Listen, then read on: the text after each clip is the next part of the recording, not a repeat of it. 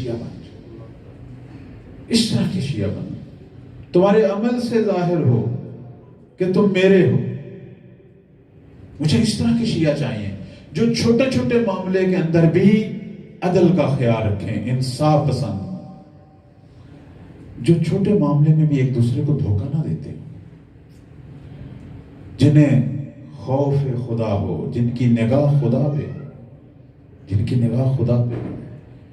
اخلاقیات میں پہلی اہم چیز یہی ہے کہ میرے اندر انصاف ہونا چاہیے، میں انصاف کے ساتھ پیش آؤں، با انصاف زندگی گزاروں، با عدالت زندگی گزاروں۔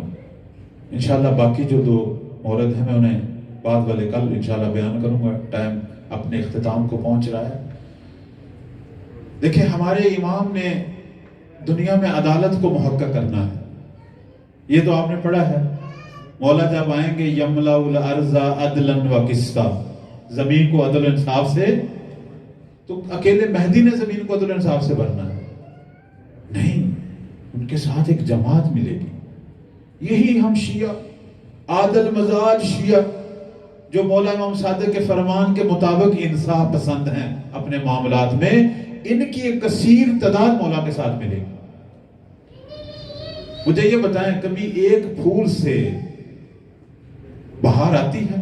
صحرا میں گلستان بنتا ہے تو بہار،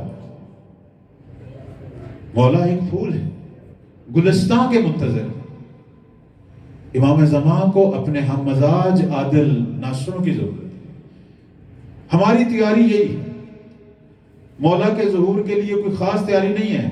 آج سے یہ عہد کر لیں کہ مولا اپنی زندگی کے تمام معاملوں میں با انصاف بنیں، کسی کے حق میں زیادتی، دکان پہ بیٹھیں گے تو بھی زیادتی نہیں کریں گے، گھر میں رہیں گے تو بھی زیادتی، با انصاف کریں، با انصاف معاملہ، کسی کے حق، کسی کے ساتھ بات کریں گے تو انصاف کے ساتھ، کسی کا ساتھ دیں گے تو انصاف کے ساتھ، کسی کی مخالفت کریں گے تو انصاف۔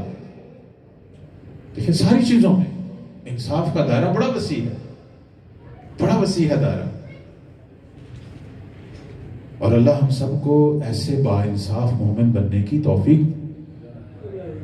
ہمیشہ زمانے کا امام ان لوگوں کو چنتا ہے، ان با انصاف لوگوں کو۔